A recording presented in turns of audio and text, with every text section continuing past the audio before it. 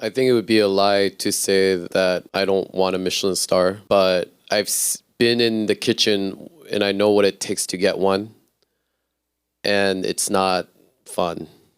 It's not fun. I'm really thrilled to be in conversation with Mithu Malik and Jihan Lee this evening, and hopefully in conversation with all of you later on after with our Q&A. I think we're in the midst of witnessing something really special, excuse me, in New York City's kitchens right now, where chefs and restaurateurs that have lived between cultures are no longer tailoring their heritage for Western palates. They're actually expanding and redefining through a diasporic perspective what their heritage even means. And this evening, we're so lucky to be in conversation with two people doing exactly that. Both of you, Mithu and Jihan, are seen as innovators within the culinary landscape of New York. There's Musaafer and Saki for Mithu, and Nami, Nori, and TBD Gimbap for Jihan. But innovation very rarely happens within a vacuum. It tends to happen in response to a gap or a lacuna or something that isn't being represented or said. And both of your paths have involved also different forms of migration: geographic, cultural, professional, disciplinary, generational. And perhaps my sort of working hypothesis is that as a result of the types of translations that migration involves, you each have developed and articulated a really unique perspective within the culinary landscape. So I would love to start there. Now, Mithu, I love your interdisciplinary path. You studied biology, became a pharmacist in India, opened a pizza franchise in Nigeria, only to relocate again to Houston, open Musaafer, and become the only South Asian woman to hold a Michelin star in Texas. And obviously, it's a very succinct synopsis of your accomplishments, because I'm sure there are many, many aspects to it. But I was wondering, maybe as a place to start, can you take us back to your decision to move to Houston and open Musaafer? What did the culinary landscape of Houston look like for Indian cuisine at the time, and what was missing? And at what point did you realize that showcasing Indian food in all of its regional diversity was the story that you needed to tell? Yes, you point out the interdisciplinary sort of journey, and I think it's very interesting where we start off from in life and where we eventually end up. I'm really glad to have found my way to something that I'm extremely passionate about, which is restaurants and cuisine. So we successfully had restaurants in Nigeria for decades. There was always a desire to step out of that market and to explore new markets. The US was always on the horizon. But it so happened that Texas, Nigeria is an oil-based economy. So Texas and Nigeria have a unique relationship, sort of working relationship. There would be people traveling from there into Lagos.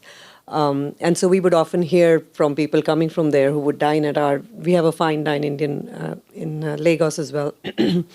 And so they would suggest that, something like this would be wonderful in Houston. And then we had someone we knew who moved back from Lagos to Houston, and they were, really insistent on us to just come and explore and see the city and see, that there was potential for that, which is what we did. Houston is a phenomenal city for food. Fabulous restaurants of all cuisines and all types, from the super casual to, the fine dine. And people have traveled, exposed again to cuisines all over the world. And then there's a lot of oil money, which people are happy to spend eating out. And there was a gap in the market for the kind of restaurant that, and the kind of vision that we have for Indian cuisine and what we wanted to bring.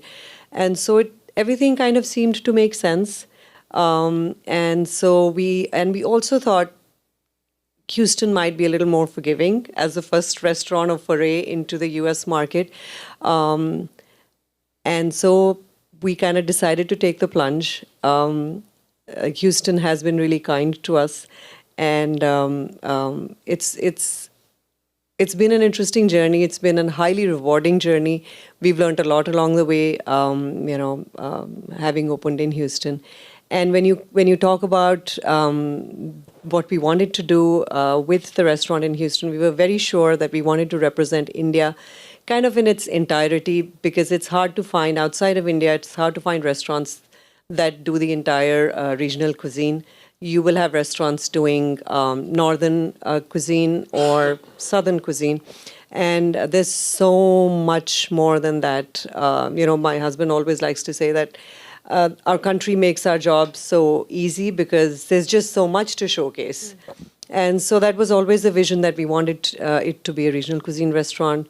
And we wanted it to be an elevated Indian dining experience, because again, Indian dining or Indian restaurants outside of India it's rare to find. There's a perception of Indian restaurants in the West. They're small restaurants, so they're very stereotypical in their interiors and the kind of food. So we really wanted to change the perception of Indian cuisine abroad. We wanted Indian cuisine to be at the same level as French or Italian or Chinese or a steakhouse where, you can go dressed formally and you can enjoy a great meal. And it can be creative and artistic without compromising on the authenticity of the taste. So that's pretty much in a nutshell. That's great. And then just really quite recently, late last year, you brought Musaafer to New York. So after establishing yourself in Houston, what drew you to engage in that process of translation again into this particular city at this particular moment? So I think New York is the ultimate city for success in any field, but especially in the restaurant industry. So it was always a place we wanted to come to, but we were very fortunate that New York actually happened to us because there was someone who was connected to our current landlord here and would come to Houston for work and really enjoyed the Musaafer experience and kind of facilitated this whole move they offered us. Would we be interested? And so when we got that opportunity, it's a gorgeous location, and we really wanted to be able to succeed in New York. So there was no thinking twice about moving here for sure. I'm sure New Yorkers are very happy you decided that. Okay, Jihan.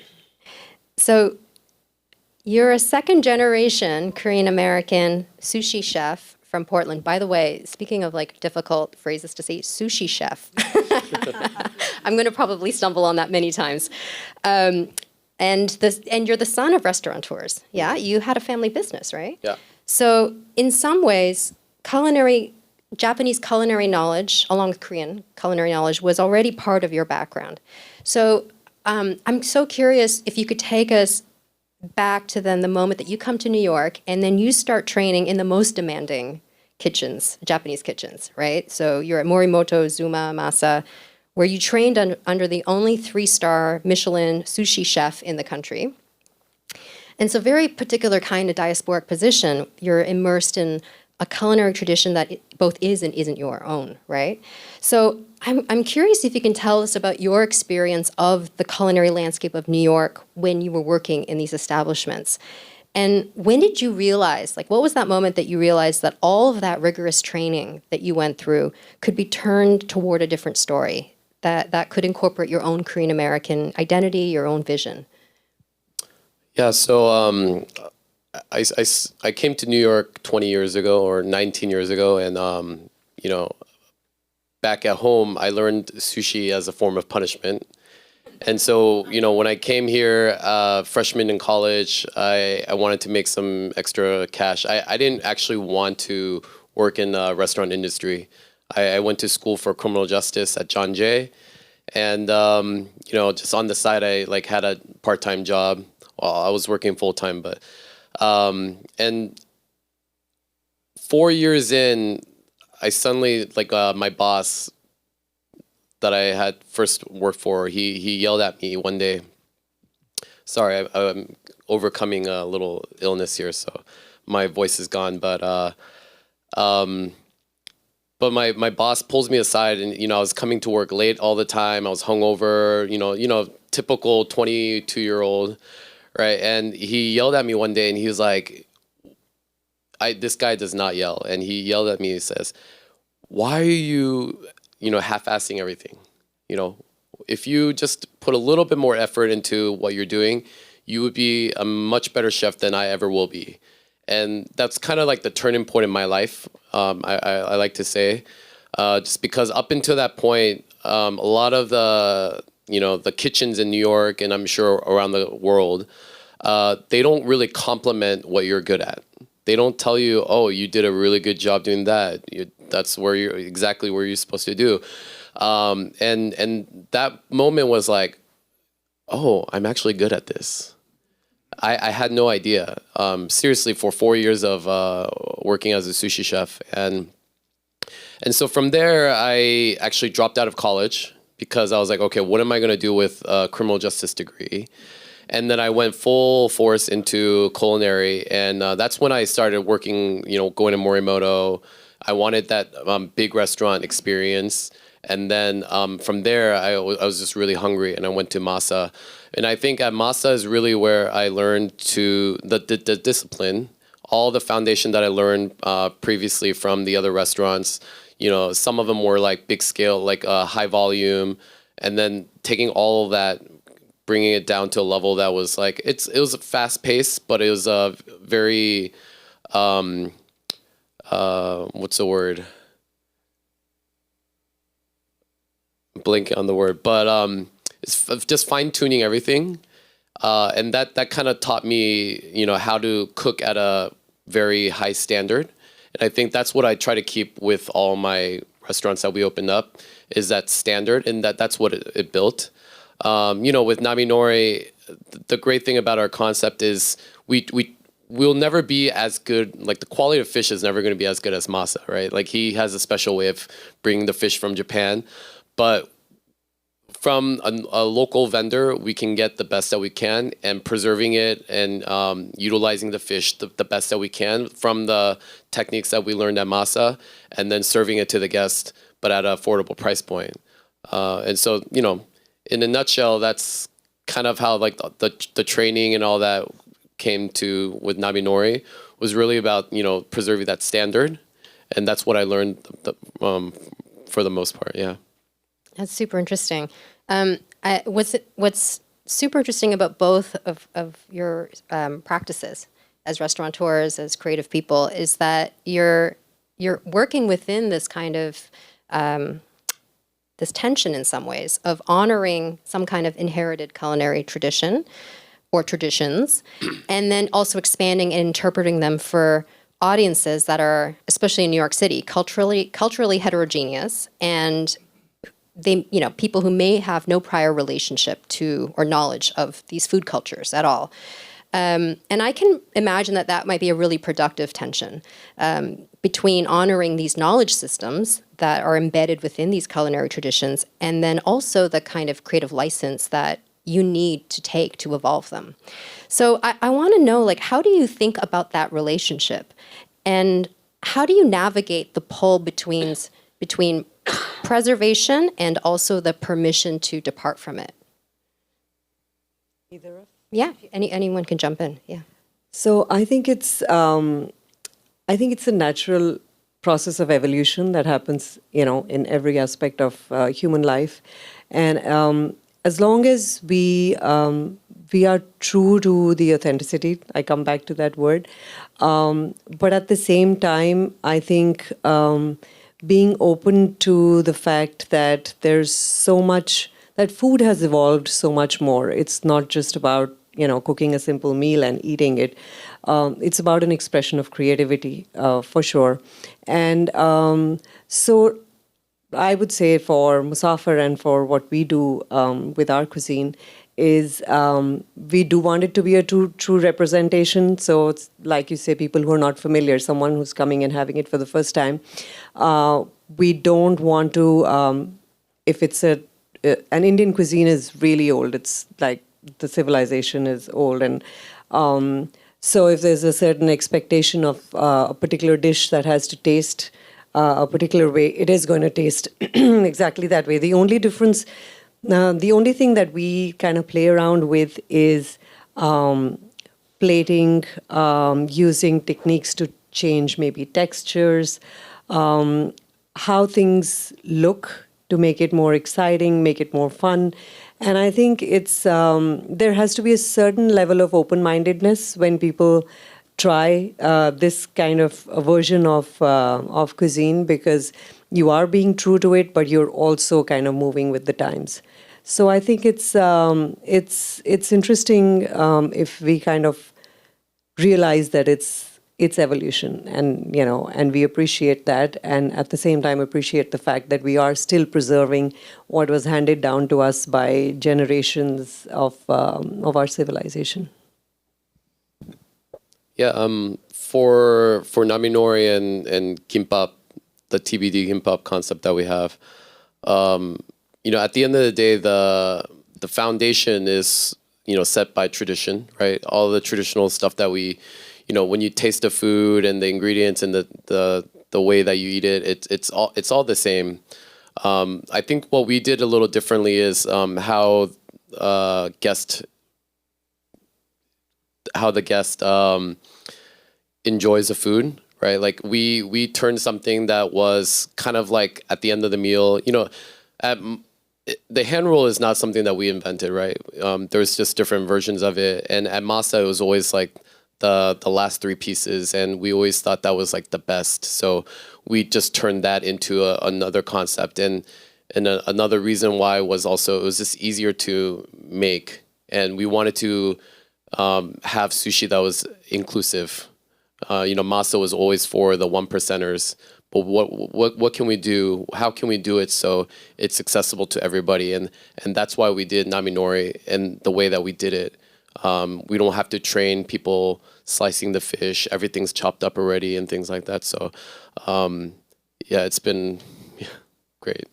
But I have to say also, sidebar, really hard to have a conversation about food and like be staring at it, starving now. But with Gimbap, as a food, it is a kind of, at least culturally, at least when I was growing up, it's a food that I associate with picnics, with lunch boxes, with food that's portable, right? Yeah. So I think the ethos of all of that in terms of the accessibility and the sort of the sort of temporality of it, right? Yeah. It makes a lot of sense. Yeah. To extend. I really, for me nowadays, when I think about food, it's really about accessibility and for everybody. And that's one of the things that I really struggled with working at Masa, working 15, 16, 17 hours a day for somebody. And at one point you realize you're making somebody else's story come true or dream come true, but none of my friends could afford to eat there, and that was very sad for me. Like I could not showcase or show off to my friends or feed my friends this really good piece of sushi. And so with Gimbap, now it's like the same thing. Everybody that graduates from CIA or comes from Korea, they're opening a Korean fine dining restaurant, and it's like that rise of like omakases that we saw 7-8 years ago. It's kind of happening with Korean dining, and I think there's a time and place for Korean fine dining, but I'm in the business of everyday Korean food, everyday Japanese food, and so that's why I wanted to always create something that's accessible. That's great. So this is a spicy portion of my Q&A. There's another tradition that you're both contending with, and that is the Michelin Guide, formed in France in 1889. Now, it has in more recent times been criticized for holding a standard based on a Eurocentric framework that privileges French-influenced fine dining, white tablecloths, creating a kind of structural imbalance for the eligibility of global majority of food cultures. And certainly this is not just the Michelin, right? Like institutions that are prestigious throughout all cultural fields, from art, architecture, fashion, design, they've all been undergoing a similar process of reassessment. Just even doing a little bit of research, I have in my notes that it took 112 years after the Guide's founding to recognize an Indian restaurant, 118 years to recognize a Japanese restaurant, and 122 for Korean, which is a long time. So you've both operated within and been recognized by these kinds of prestigious systems. And I'm curious how you hold that tension. How do you navigate it? And what in your mind would be or your opinion would be what would it take to build something genuinely more inclusive? So I think it comes back to the evolution of food and cuisine as a whole. I think from the time of the establishment of the Michelin to now, there's so much that has changed in the culinary landscape, and so I think now we are at a point in time where a lot of cuisines have become sort of come on the radar for all top prestigious, award kind of organizations, and I think there's no set formula for it. From my personal experience, I think you just have a concept that you truly, truly believe in, and then you work very, very hard every single day to just fulfill your own perception or your own dream of what that concept is. And then I think if you are true to what you're doing, you will get, your due recognition. So we are. Musaafer Houston is probably one of, if not the only largest scale sized restaurant to have a Michelin star. They're usually, like you mentioned, smaller, white tablecloth, and we've never had tablecloths. So we've just been very true to our own vision of what we wanted to do, and I think it's just becoming more and more accessible, more and more inclusive. I think all cuisines are getting exposure at this point and are in the eyes of all these top award winning organizations. So I think it's a great place and time to be in the culinary landscape, for sure. I think it would be a lie to say that I don't want a Michelin star, but to be honest, I don't really think too much about it. I've been in the kitchen and I know what it takes to get one, and it's not fun. It's not fun. It turned me into a very bad person that till this day I'm still working to unravel. And the movie The Bear, I will say it's very similar to the real kitchen, and it's not healthy. But there are people that want it, and their life mission is to get it. It's just not mine. And if I ever got that recognition, I would, I'm sure I'll cry. But that's not my life mission. But with that being said, yeah, I mean, I think Michelin, it's like they have something, and there's now world's 50 best, and there's people that want it, but there's I think there's plenty of restaurants out there. I think social media is scarier than Michelin. I think the impact of social media is instantaneous. Say more, like meaning just in terms of people's opinion, It's just like Michelin is like that once a year, right? Like you don't know who's coming. It's a mystery. And sure, now they have social media as well. But I think, what's more scarier for me is, social media when people come in and they leave a review, or, they have millions, maybe some people have millions or hundreds of thousands of followers. I mean, that's more impactful these days than Michelin for me personally. And you get a lot of those kind of people coming in. And I've also, I don't know if it's true, but also seen on social media how restaurants do shut down because they treated a customer bad. And, so like I'm more worried about that than Michelin these days, honestly. Well, I have to say you're both very popular on TikTok. During my research for this, it was, there was a lot of very positive TikToks. Positive's good. I know. I want to shift now to the experiential dimension of what you both do, because your respective philosophies to the experience of dining and hospitality seems inseparable from the food and also the environments that you create. For the art design history students in here, there's a term called Gesamtkunstwerk, which means the total work, that I kept thinking about in relation to the environments that both of you have created.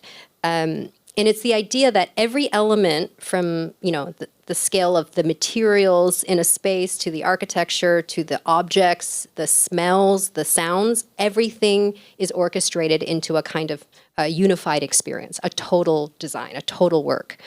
And so in both of your restaurants, all of these multi-sensory aspects of food seem to be commingling with the environment itself, producing this kind of total experience. Now, Mithu, at Musaafer, the use of pattern, ornament in the interiors, the material of surfaces, the menu at, yeah, there we are. This is the right one. The menu at Saki, which I was talking to you about earlier, which traces the stories of ingredients with objects and regional histories. It all kind of functions as a sort of cultural ecosystem that places food and beverage within a much larger conversation, but also much longer history. Can you tell us about your intent to use design alongside food as a form of this kind of multi-sensory storytelling? What were you, what are you trying to communicate or make legible within that world that you've created? Awesome. So the idea always was to, it's experiential dining. It's not someone just coming out and having dinner and going home, but actually having an experience when they come to Musaafer. I remember for both the projects when we were kind of almost at the finish line, and like my husband would say, pull out his pockets and say it's all empty, and we wondered that were we on the right path? Were we thinking of the right thing? Because we really went extravagant with our interiors. Our idea was to portray, again, we wanted people stepping into our restaurant to feel like they've stepped into India, and so there was a lot of hard work and a lot of intent that went into the architectural design of both our spaces. We wanted to also highlight and showcase there are so many aspects of Indian art and architecture which we've barely managed to touch, probably a 0.0001%. And so we wanted that to be the first part of the experience, which is just creating that environment and ambience. And fortunately, I think we have succeeded to some extent, because we do have people coming in and saying, oh, it doesn't feel like I'm in Houston or I'm in New York anymore. Then beyond that, of course, was the menu itself. We talked about that earlier. We wanted it to be regional Indian.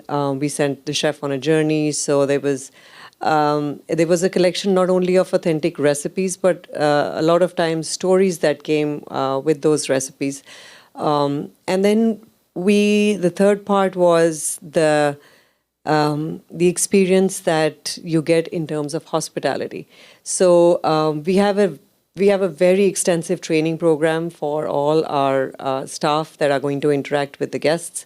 The idea was that they should be as Indian as we possibly can make them in those few weeks that we train them. So we have a 3-week training program, and it's extremely extensive. We study, they study Indian history from prehistoric times to modern Indian times, including the political systems, all the various invaders that came to our country.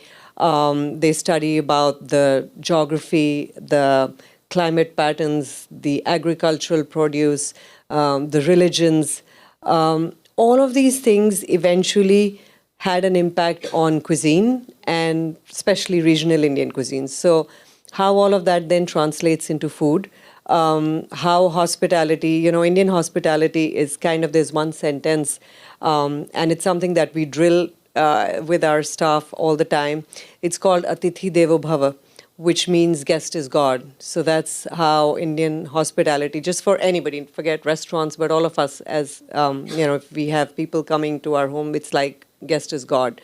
So that's kind of how there's of course lighting and music and all of that. Everything is curated specifically for Musaafer. But that was how we designed Musaafer to be sort of, more than a dinner, but an actual experience.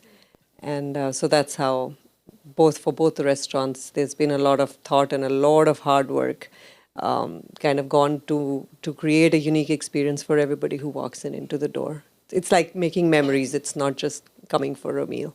Yeah, thank you for that. Jihan, Nami Nori has a very different aesthetic vocabulary.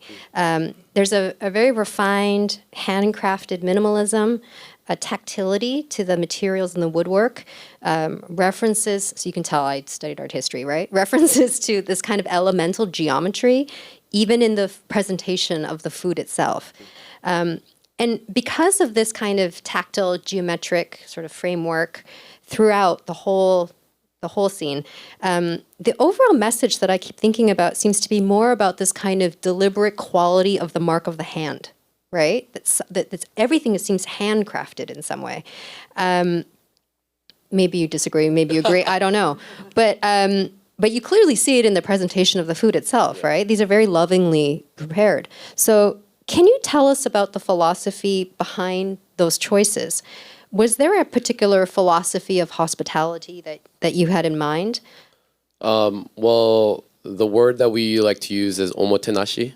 It means the art of gracious hospitality in Japanese. And it's basically like, showing others hospitality like how you want it back. And so, and then also with the counter service, we wanted to create something that felt like omakase, which is what we're used to traditionally, but create a atmosphere where it's just presented differently with hand rolls. And so also the word Nami Nori actually means ride the wave or wave rider or surfing. So we wanted to create this is like our beach house. So you have the white beach house, the wood like driftwood, and on the top the terrazzo, it's like kind of like sand. So you're like kind of at the beach, and the idea was it's the opposite of masa. Right? At masa, everything is so strict. It's very rigid. You have to do it this way. When you make the food, you eat right away. No pictures. But at Nami Nori, you go with the flow. You go with the flow. It's like there's a little bit of zen. You're a guest in our house. You can eat right now if you don't want to eat. If you want to eat right now, you can eat right now. You can eat later. Just everything was just go with the flow, and so that's kind of how we created Nami Nori with this beach house theme. And I don't even know where you got these pictures from, but I have my sources. Yeah. And so creating that and with the hand rolls, the biggest thing, and again, this is not something that we invented, but we were sitting at a different competitor's hand roll restaurant one day, and we were just talking about different ways to do hand rolls, and we realized that and this was like 8 years ago. So social media, again, I'm scared of social media. But still it was fairly still new, but we realized that everyone takes pictures of the food before they eat, right? And so we were at a hand roll restaurant that served it in a cylinder, and we saw somebody next to us opening it up and taking a picture of what's inside. And we were like, okay, this is not the way to do it. And so that's when we got that aha moment of doing it in that U shape, because you see you don't need to open it up anymore. You see the ingredients inside, and then you take a picture, and we spent money on using a lighting designer, make sure there's no shadows anywhere. Wow. Yeah. And this holder that you see here, we actually have a US patent on it. No way. So actually, we stopped enforcing it because it's very expensive to enforce. But anyone in America that uses this exact holder, and there are a lot of copycats out there.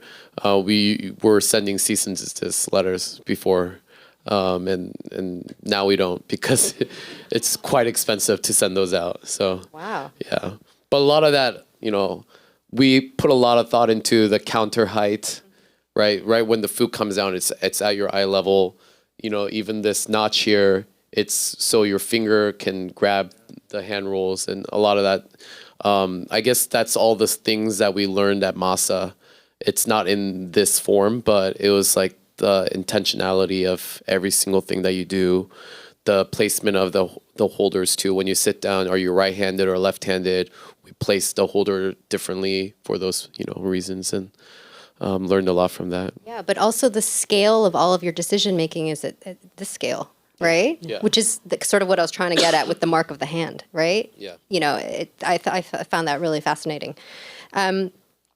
Okay, so we're getting to the lightning round portion of this event, where we're going to ask some rapid fire questions, and then we're gonna open it up to the audience. So please, if you have some questions, just get them ready. There'll be some microphones for you.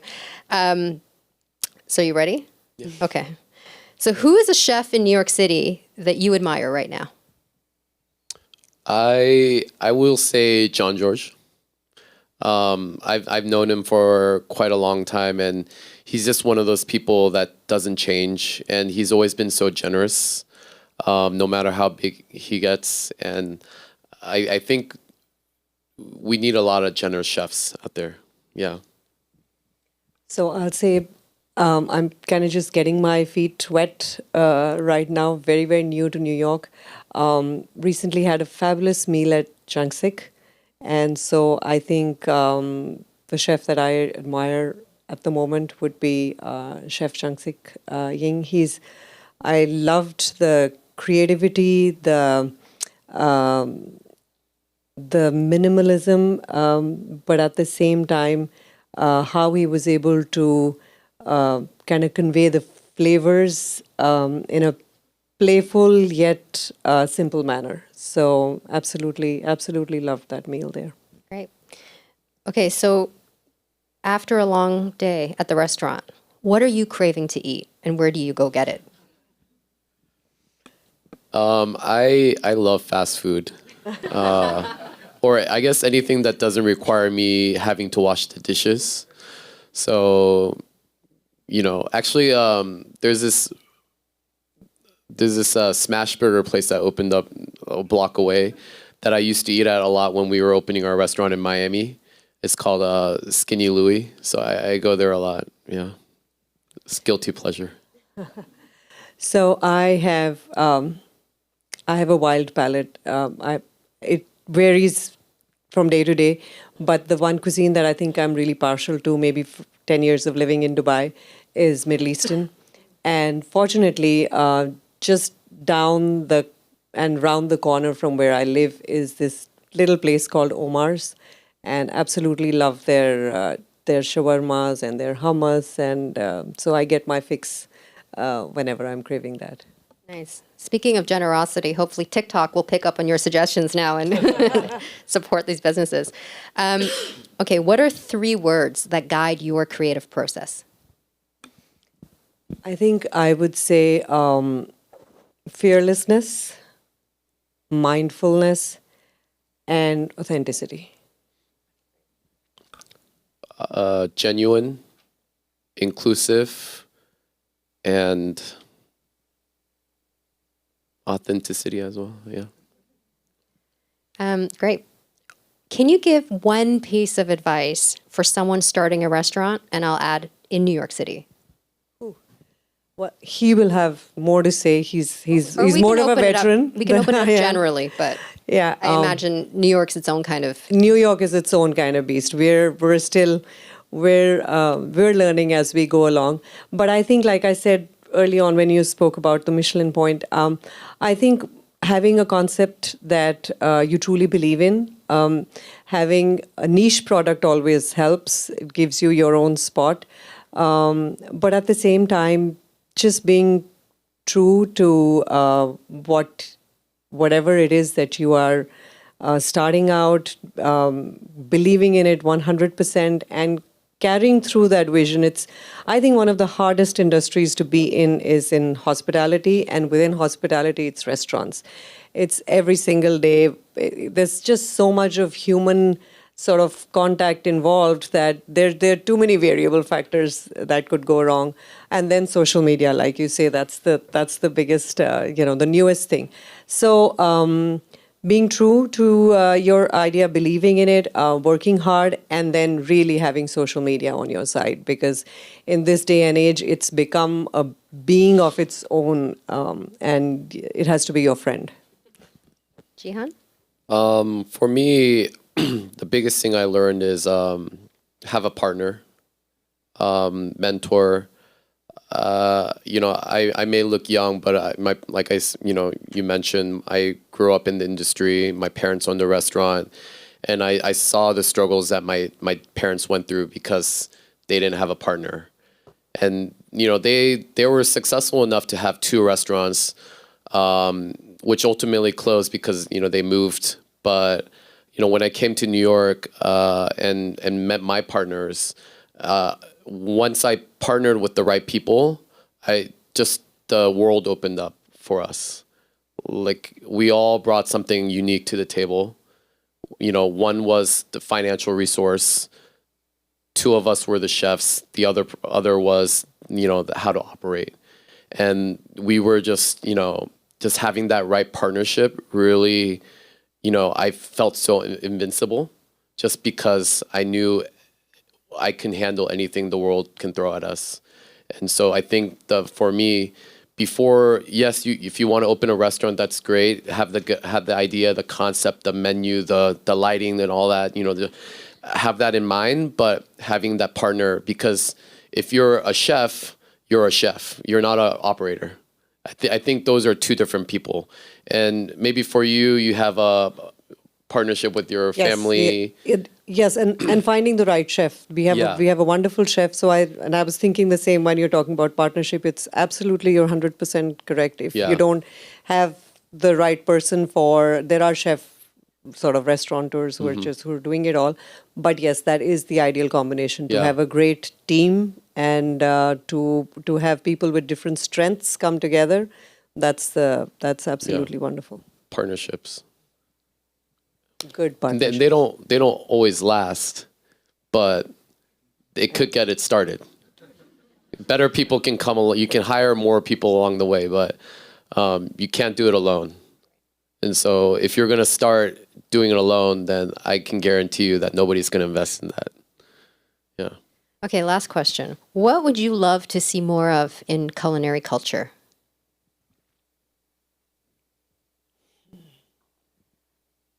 I think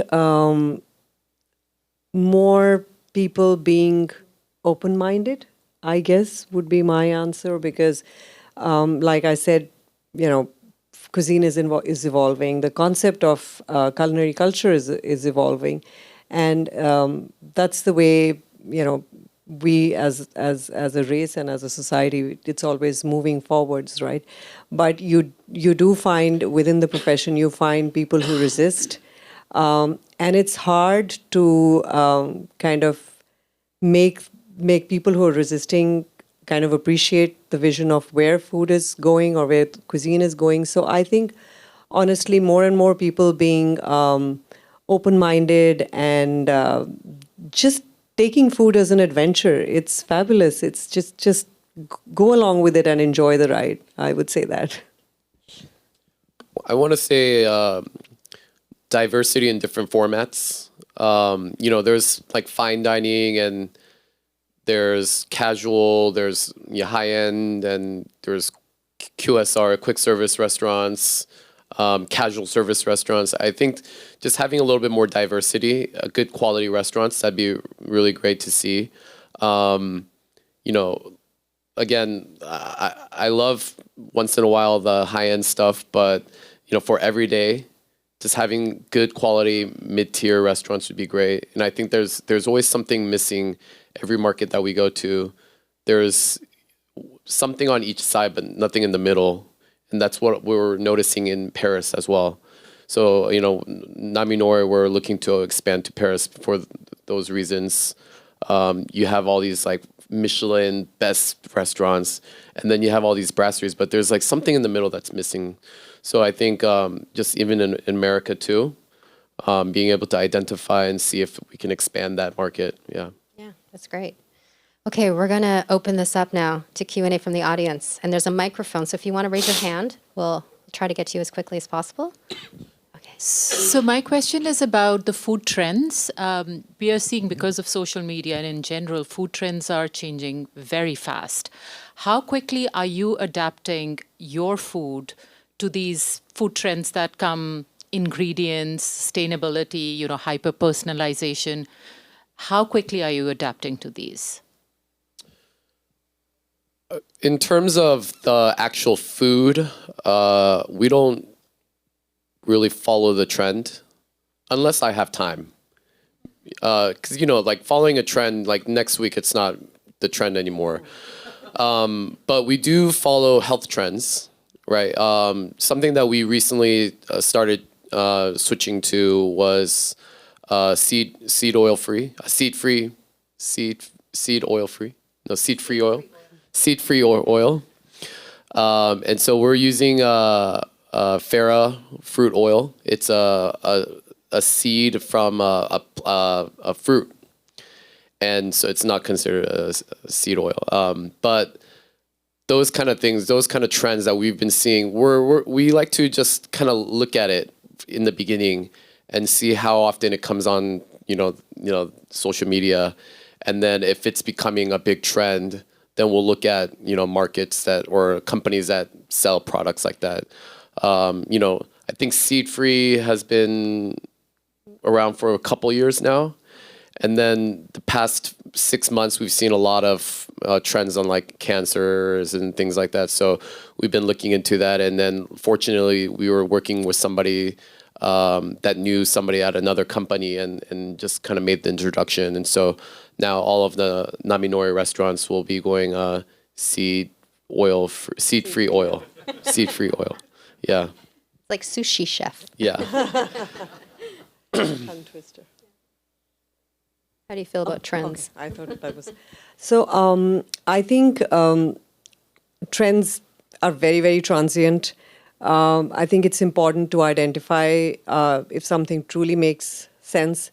We have been very conscious within our menu to use local. We also employ a lot of Ayurveda in our cooking. So we have our summer and winter menu changes because in Indian philosophy we believe the human body needs different types of ingredients according to the season. So we follow mindful practices. We incorporate healthy ingredients, and then we honestly don't fall for trends. That's what I would say in answer to your query. It's like he said, it's here one day, gone the next, unless it's something that is like a wake-up call that, hey, where have we been? We didn't know of this. And we're happy to, it's not that we're close-minded about it, but it's just that it doesn't make sense to follow trends just because they're trends. Thanks for your question. Other questions? I have to confess, we are big fans of Nami Nori. We love that place. Since I met Taka at Caesar's restaurant, he's a patient of mine. And I have a question for you, specific. We love the fact that it's so cool, casual, and friendly. I know the names of people who work for you, like Stacy, Benji. It just comes to me, Mary, because they're like I try to do the same in my office. My question is the concept of, I think you call it temaki. How did that come about? Because we came back from Japan and there was a fast food concept. And when you said you like fast food, was there a connection? Because it's so good what you guys make there. Yeah, I mean, thank you. As I said, temaki, it means hand roll in Japanese. It's not something that we invented. At Masa, the last 3 or 4 pieces that they give you are the hand rolls, and so it's something that Chef Masa was doing. It's also something that, you know, all the omakases in Japan, the high-end places, they do. It's not Masa didn't invent it, you know. But we were thinking of a way, how can we create a concept that's scalable and requires less skill? Because, you know, sushi itself requires somebody with a certain level of skill. They need to know how to cut the slice of fish, how many grains of rice to grab, how much wasabi to put, all that. And so how can we create a concept? And the answer was hand roll. And it's good that you pointed out that you know the staff member's name. You know, we don't really hire based on your skill level. A lot of our actually chefs that are making the hand rolls at the counter have 0 experience in the restaurant. And a lot of them we hire based on personality, because personality we can't really train you to be a nicer person. And if you can, it's going to take years, forever. But if you have a great personality and the willingness to learn, you can make what we're going to teach you. And so we created that. Creating that hand roll concept was our way to lower the price, because we didn't want to hire a sushi chef that did 10 years of training, but also create something that was easier to make and have a fun environment. So all of that kind of came down to like, okay, it was a hand roll. Yeah. Great. Thank you. And there's a question, I think, back there. Hi, thank you for tonight's talk, and I have to just thank you for bringing me here.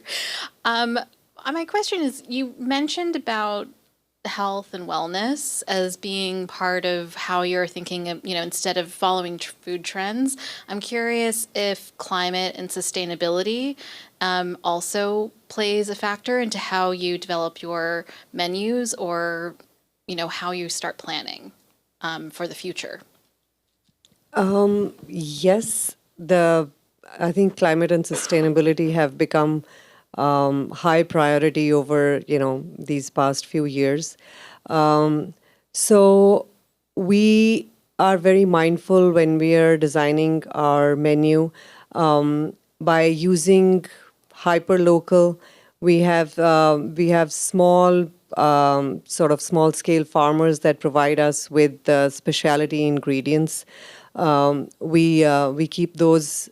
That kind of has a longer term effect on the climate change, because you're only using what you should be using.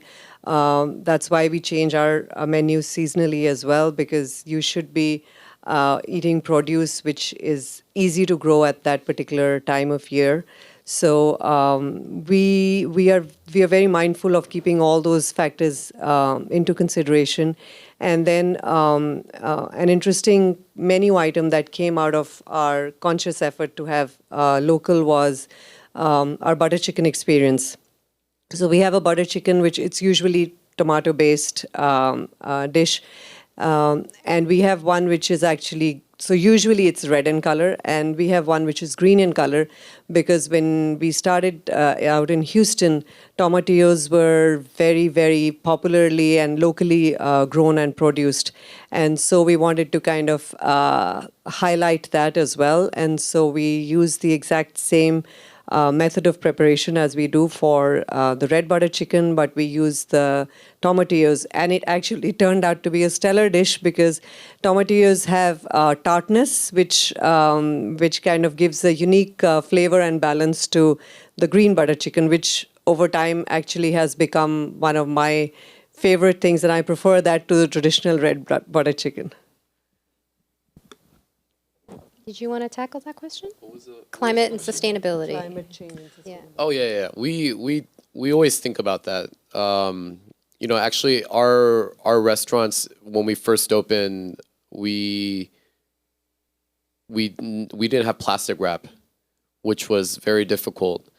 Now we have one, and we we use it very sparingly for very specific reasons. But one of the things I always say to my employees is like, if we don't take care of our ocean, we don't have a restaurant.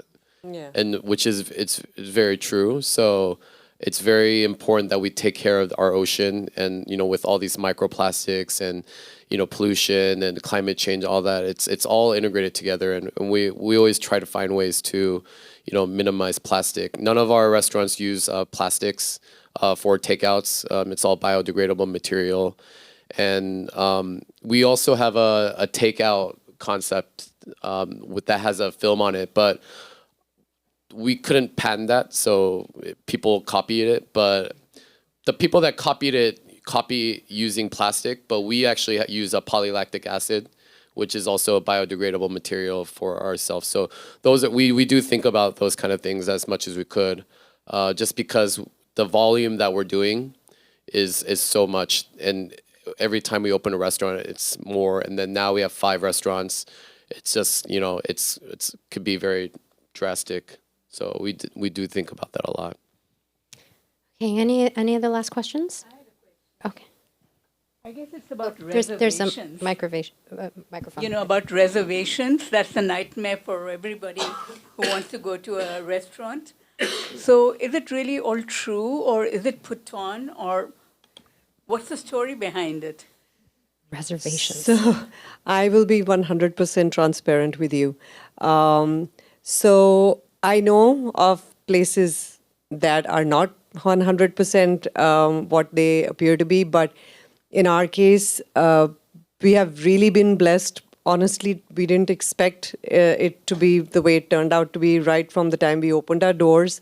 It really is what it is. We don't block any tables. We have our own friends or family. If I have to dine there, I'm usually dining downstairs in the chef's studio on a little table with hardly any light, because I didn't think of it in time.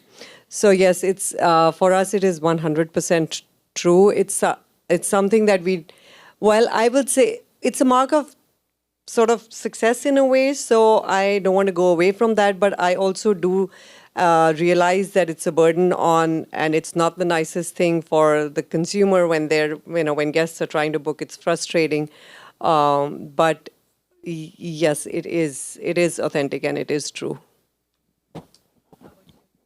Our restaurant is, I don't know, how many seats does your restaurant have?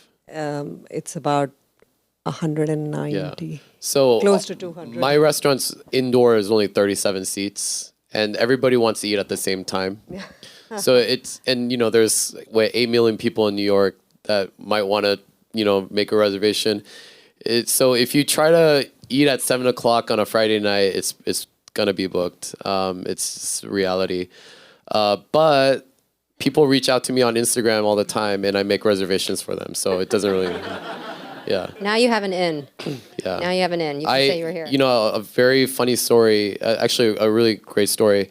Like I said, people reach out, strangers all the time on Instagram. And during COVID, somebody reached out. It's like, hey, I'm coming from Hawaii. I'm only here for like 2 days. I hope I have a chance to eat at your restaurant. And at that point, we didn't do reservations until after COVID. And it was walk-in only. And so I told him, I was like, I'll just like make a reservation for you. And he was so thankful. When we did a pop-up in Hawaii, he flew from Honolulu to Kona. Oh. It's same Hawaii, but it was like, you still had to fly there. And, booked the Airbnb just to eat at our $250 per person, pop-up. And every time he comes from Hawaii now, he brings me like macadamia chocolates and always comes to my restaurant. And, all I did was just make a reservation for him. And so whether you come through messaging me or try to do it on Resi, or open table, I don't care. As long as, you tell me honestly, like, hey, I really wanted to go, but like I just can't get a reservation.